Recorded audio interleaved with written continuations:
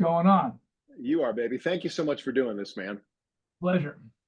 So I got to talk to you. I want to talk about Autorama. I'm obviously going to be here in the Motor City, and we're excited about that. Autorama.com doing the signing on Saturday. But can we talk about your book that you wrote fiction? I'm so jealous of Frats. I think that's so Please, cool that you've done that. please, thank you, thank you, thank you. That's See, there you go. yeah, This guy knows what he's doing. yeah, man. Thank you for talking about that because I'll be doing a signing on Sunday, Saturday. Wait a minute, Saturday you'll be there. Yep. Saturday's a signing. The Yeah, signing is you'll be there. Autorama. I don't know. I get it. Saturday Autorama. You'll be here though. But yeah, but the book. Where did this come from? I mean, you've written your opinion pieces and autobiographies and stories about rock and roll, but to go down this road, and this is not some light reading. I just downloaded it, and I can't wait for this. Well, thanks, man. I've been writing for many, many years now, and with screenplays, articles. I wrote my memoirs, things like that, and I've really, it's a craft, and which I've been developing for over 30 years now. And I was getting ready to write another screenplay about this story based on true events. It's fictionalized, the characters are fictionalized, but the events that it talks about, the time it talks about, are very real. My son said, hey man, why don't you write a novel, make it a novel? People love that. So, and I played with it, and then COVID hit, and then it was like, all right, I'm not the kind of guy to sit there watching, binge watching TV shows, forever. But then I said, now's a real good time to do something, to challenge yourself to something. And I wrote my first novel. It won't be my last. I don't have another one planned, but I love writing in general, and I loved prose, as they call it, long form. Give me the elevator pitch on this book. I mean, I literally, honestly, Dee, I found out about it today, and I apologize I didn't know about it sooner. So I'm getting ready to take some time off, and that's what I'm going to read as one of my books during my break. You will be pulled in. I promise you, people. I can write. I give you a money back guarantee. If you see me on the street and you read the book and you didn't like it, tell me and I'll give you your money back. And I do walk around, so I may not be where you are, but if you see me, I will be. But I grew up on Long Island in the 70s, in a town that had a very unique gang system. They were called fraternities, like in college, but they had Greek letters and they had charters with the police, and there was a whole legitimacy lent to them by the school and by the community because they were fraternities, but they were just gangs wearing varsity jackets with different Greek letters. But because they were fraternities, they walked with impunity through the hallways of the school, and they were gangs. And I grew up in that environment, knowing, okay, don't walk down that block, stay away from that gang. Like I knew the lay of the land and the minefield, and I wasn't in any of these things. I was one of a big weird guy trying not to get my ass kicked. And I just imagined, like, what if you were to get, oh, what happened? I'm skipping one part. I assumed this was the way of the world. When I started traveling, started talking to people, I found out that this was a microcosm, South Shore, Long Island, a few towns that had this, and it didn't exist anywhere else. And people were very intrigued. High school fraternity, like, what's that? So I imagined, I said, what if you were moved there and did not know the lay of the land, walked into that minefield, and the first day of school you stepped on a mine? And that's what my main character in the book does, Bobby Kovacs, just trying to help some dorky kid out who he sees being picked on because he's a good guy, crosses the wrong people, and his life spirals completely out of control. And it's also a study in, how one moment in time can change you forever. I've got another project out called graphic novel called He's Not Going to Take It, which is like an adult comic book. Right. And this is the bonus kit. When you open it up, they got the whole comic posters and stuff like that. But and I realized that I had one of those. It wasn't with the Frats, but I got, when I just moved to a new town. It was sixth grade. I walked in, and day one I picked a fight with the toughest guy in the school, who proceeded to pick me up and literally throw me through the air into a brick wall. So, and now I realize that if I had beat that guy, I would have been the hero. I would have been the coolest guy around.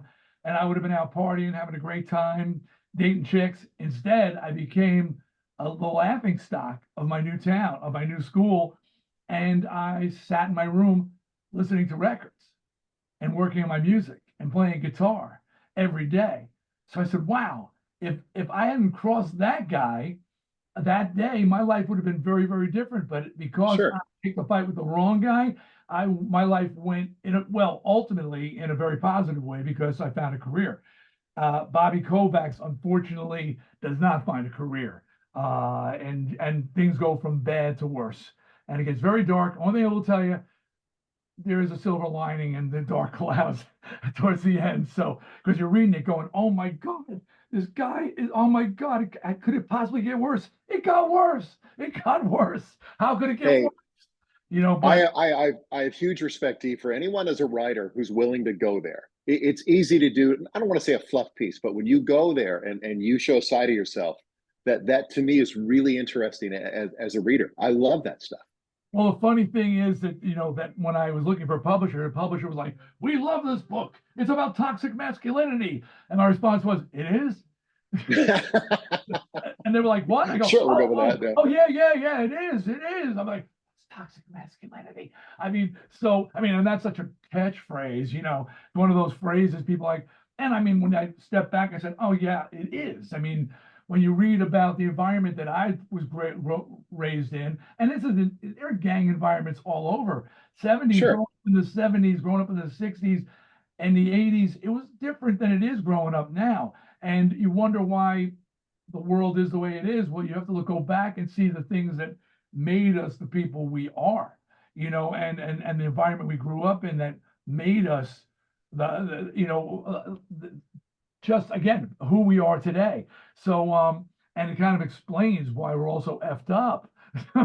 Yeah. Growing Yeah. up with Korean War vet cop dad. I mean, that wasn't like that wasn't there was no hugging and "I love you, son," and "don't worry, everything's good," and "you're a winner even if your team came in last. You get a My trophy."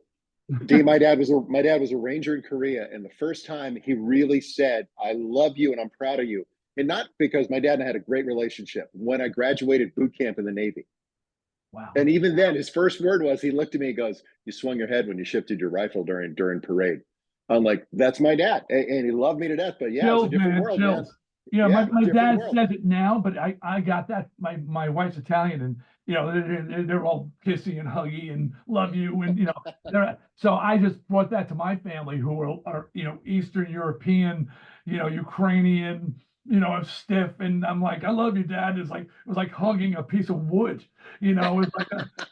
But after a while, now he says it, and it's great. I mean, but that's not how we were raised. And No. to read a book like this, if younger people read it, it gives you understanding. There's a reason why we're kind of broken. We Well, didn't have the upbringing that you had. We didn't get a trophy for everything.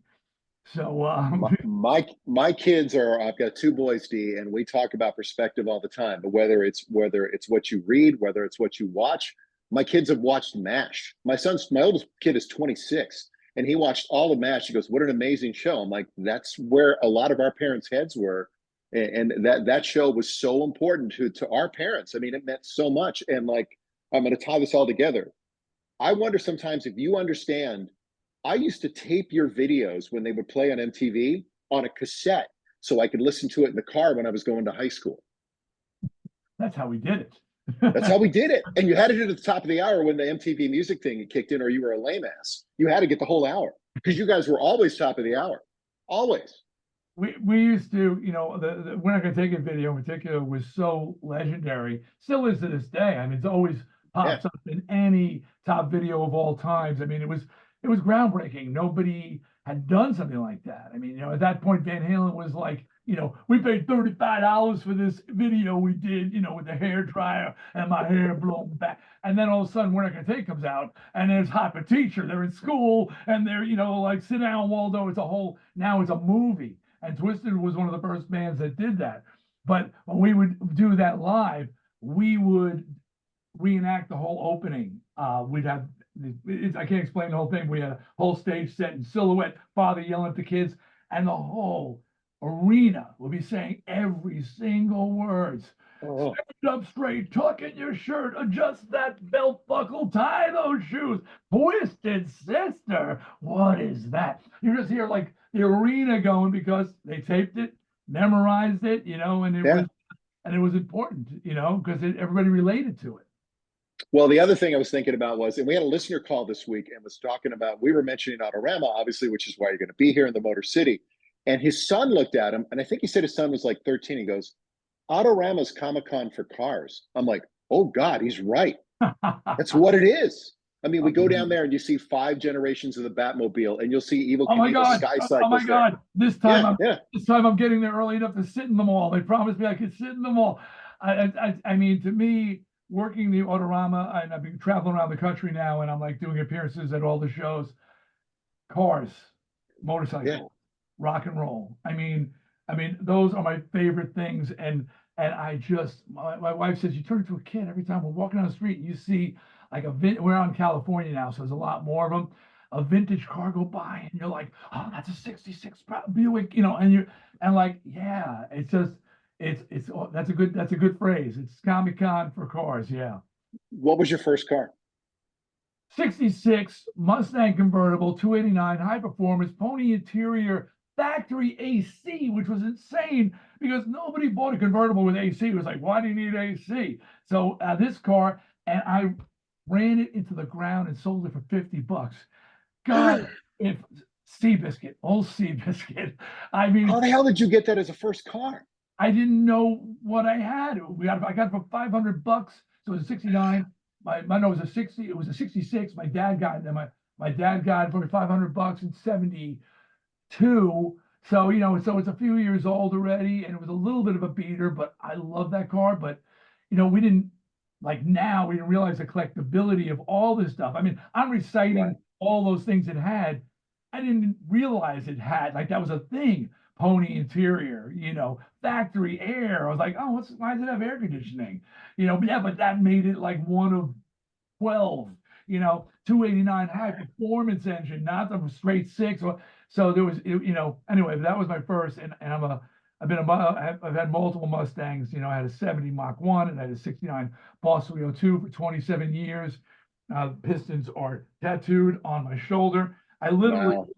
I walked into the tattoo parlor and I said, yeah, I want to get pistons. They go, oh, we got them. I said, those are Chevy pistons, man. They're like, what? He goes, that's a Chevy piston. I said, I need a Boss piston. They go, what's that? Come back a couple days later. Yeah, This piston here. This is the piston. This is the Boss 302 piston. It's special. Okay, it's got to be a Boss 302. So I like Mustangs. Right now, you ought to. I got a Rat Rod brother, 32 Chevy, coupe, Yeah. 409. Like it's so hot, it's so beautiful, it's such a bitchin' car. And I'm out here. So I live right off the Pacific Coast Highway in Los Angeles, so it's like the ultimate car to have in along the shore down in Los Angeles. It's great. when you get to Autorama too, make sure you go down to the basement because that's where the rat rods are. And this is Detroit. We don't F around, dude. There are some rat rods. You're gonna drool when you see some of these, Steve. Thank you for telling me that Yeah, because yeah, yeah, yeah. I love all cars. It's something about the rat rods that has always spoken to me, and I finally got one a few years back. And I find, and I just the sort of, just sort of the do-it-yourselfness of Yeah. what we got in the shop. When we got this coupe body and we have a motor and and all of a sudden it's like slammed together and whatever else you need, you sort of make. And then, I just love that. What's that old Johnny Cash song, One Piece at a Time? When he Yeah, talks about stealing I all don't those know parts it's to build all, a but car. that's it, You man. got D, listen to that song.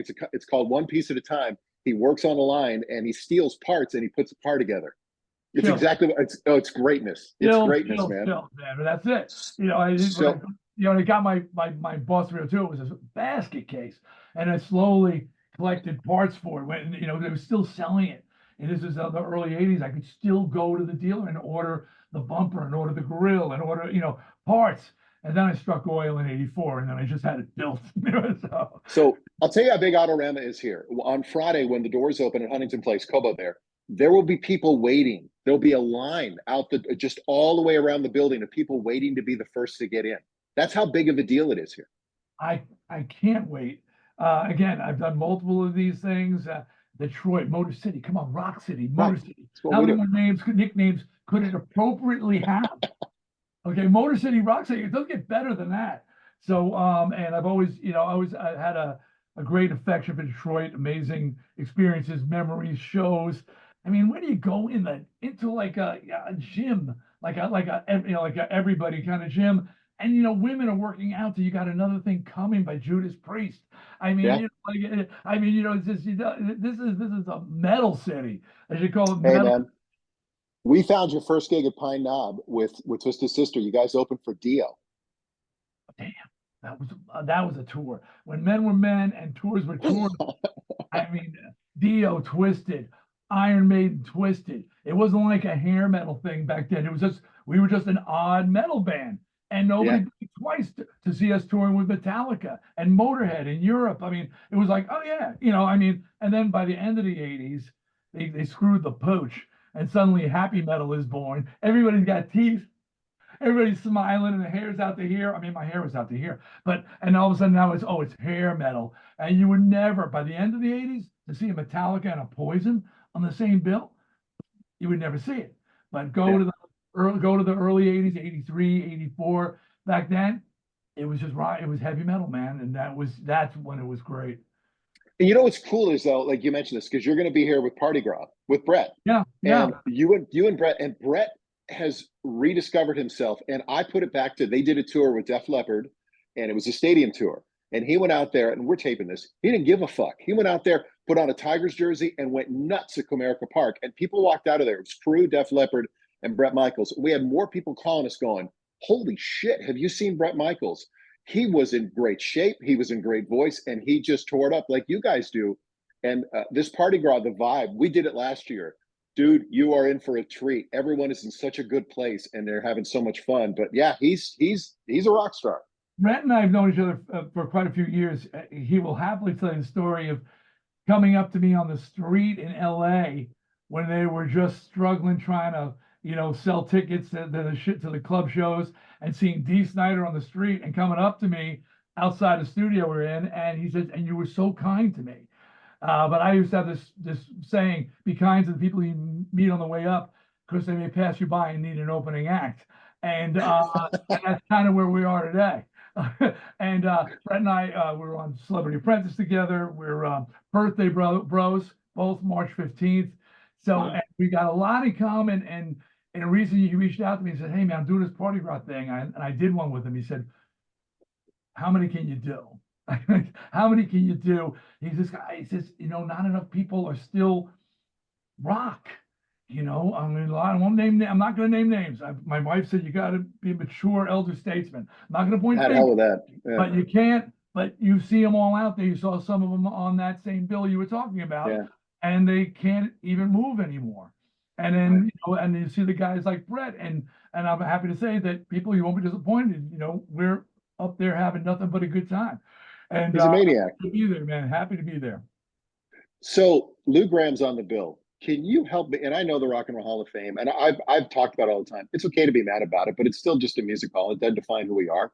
We know what we like. That's why we bought the albums. But for the life of me, how is Foreigner not in a rock hall? It makes no sense to me. None. I know the answer. The board of these ancient, decrepit, decaying 60s, 70s, early 70s rockers. Jan Werner, the owner he was actually just kicked off. Right, a Rolling Stone, yeah. He was the head because of that book he put out that only had white guys in it. And he said it was the only ones who knew what they were talking about. No women, no people of color. Clearly, nobody else knows. But anyway, but they've got Meg Ryan, who's a DJ in New York City, and I forgot the guy's name, the head of Stiff Records. Remember, Stiff had Elvis Costello and all these hipster bands. Okay, back in the '70s. This is the board of the Rock and Roll Hall of Fame. They are deciding what's cool and what's not cool. And the fact their big cave was to let the people vote for one, Right. Just got in, but they couldn't perform. I mean, that's because the people controlling it are just so, have their heads so far up their own asses that they completely ignore what the people want. It's all about what they thought was cool. So, now we're getting foreigners being considered, or no, they're on that list. Yeah, Oh, like, well, they're on the. They're actually they're up there. They're eligible for this year. They made the ballot for the yeah. first time. For the first time, they finally made the ballot. But it's not about it's not about popularity. It's not about record sales. It's about what they think is cool. So the Velvet Underground, is in. They went their first record went cardboard. Okay, I mean they sold nothing. All right, New York Dolls eked by a gold record. And I love the Dolls. And I'm not crazy about the Velvet Underground, but I mean, but they're in.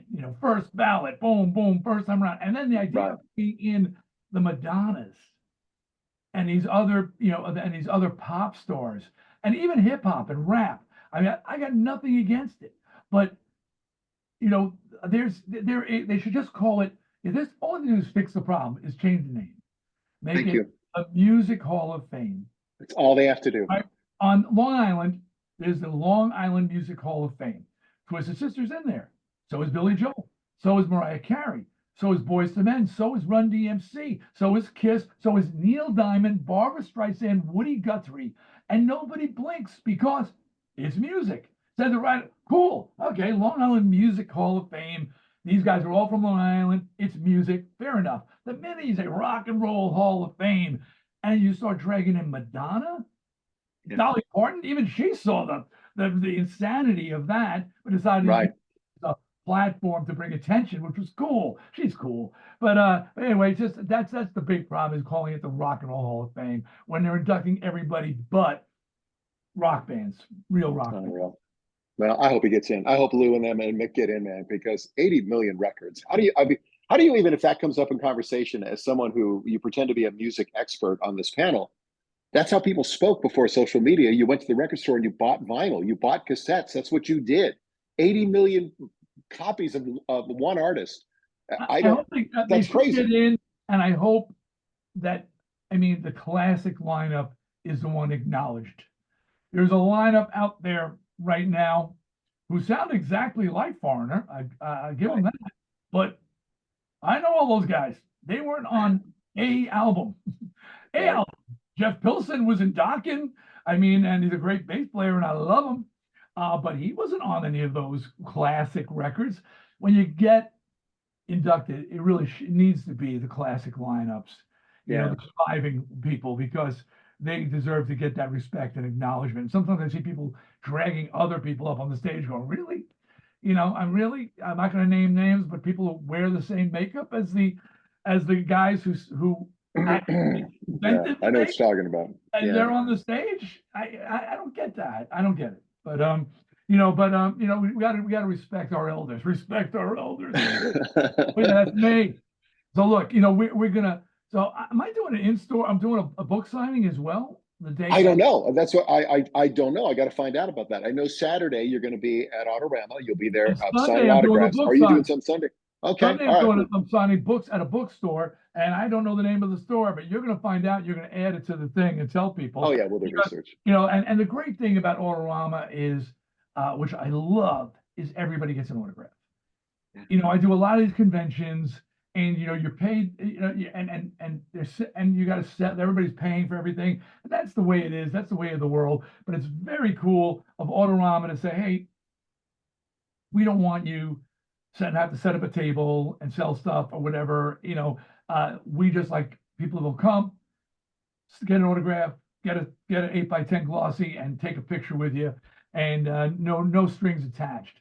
And that's another reason I love doing Autorama, because it's none of that. Oh, I don't have enough money to get an autograph thing. And again, that's just the way of the world if you go to conventions, and it's a reality. But at the same time, thank you, Autorama, for being so cool and creating such a great event and bringing me in, because like I said, I get to sit in the Batmobiles. Suckers! I'm making let me sit in them this time. It'll be before doors open. I got to get there early. I'm going to get paid. Hey, man, you got to go over. They got one of the Sky Cycles too from Evel Knievel from the Snake River Jump. There's so much good stuff. That's the big stuff doing these appearances. I can't just go in there as just a dude, you know what I mean? And I just like, and I just want to go in as a motorhead and go, and not Dee Snider and just stand there and just look at the cars and just do whatever because that's what I love so much. I Man. love it. So hey, Hey, I'm not complaining, people. I mean, it's just a side effect that you don't realize when you say, I want to be rich, I want to be a famous rock star. Well, you can't exactly go into the concerts anymore and be in the front row without like it used to be when you were a kid, just like, yeah, losing your crap, and you can't do that anymore because you're a rock star. well, And be that as it may, pleasure talking to you. I got to go you shoot too. a video. I'm shooting a All right. video today for Cactus. You remember the band Cactus? Really? I do remember Cactus. Jim Really? McCarty from Detroit, who played with Yeah. the Detroit Wheels. He's a legendary Detroit god on guitar. And Carmine Appice and Tim Bogert. They went back in the studio, Jim and Carmine, and re-recorded the classic Cactus songs. And I got the call to sing Evil, which is probably their best known song. Wow. Old blues song. They do an amazing version. And they heard me sing it with my band Widowmaker and said, dude, you sound more like Rusty Day, the singer passed away, than anybody we've ever heard. Would you sing the song? So I went in the studio, I'm getting chills because when do you get to sing with your heroes? And I got to sing with those guys.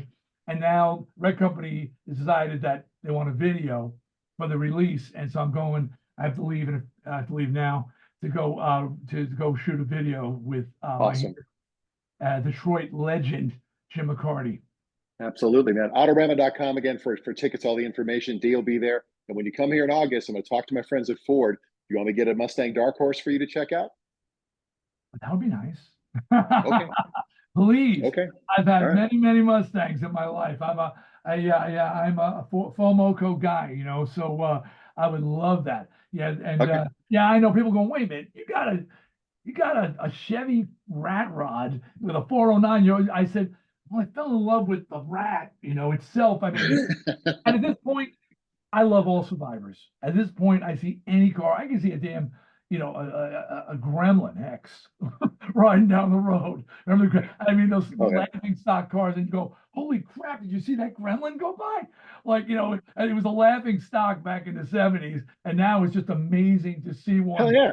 50 years later still functioning driving down the road. So I just love all cars. So I don't wave the Ford flag so strongly anymore, but I would love to. Done. We will get a Dark Horse. One of the new Mustangs could be a California special. We will have one. I'll bring it around backstage for Party Gras when you're here. I promise. I promise. We'll get it done. I All love right. it. Now, pleasure Dee, talking what to a you. blessing, man. This was fun, dude. I can't wait for the book. We'll see you here at Autorama. Go shoot that video and say hi to Jimmy McCarty. He's the best. And He's the Jim best. McCarty, yeah. So he's not here in town. They're big green screening me. So he says, "So Jim, if you come down to the car show, because I have a feeling you're a car guy, stop by. Hell yeah. Hell yeah. Just come over and say, hey, I'm Jim." I'm like, holy crap. It makes me feel like a kid again. All right. You're the It's very man. hard Dee, to get that appreciate the feeling. time. Thanks, man. Pleasure. Talk to All you right. again. See you, All right. bud. Bye. Yeah, Thanks, Steve.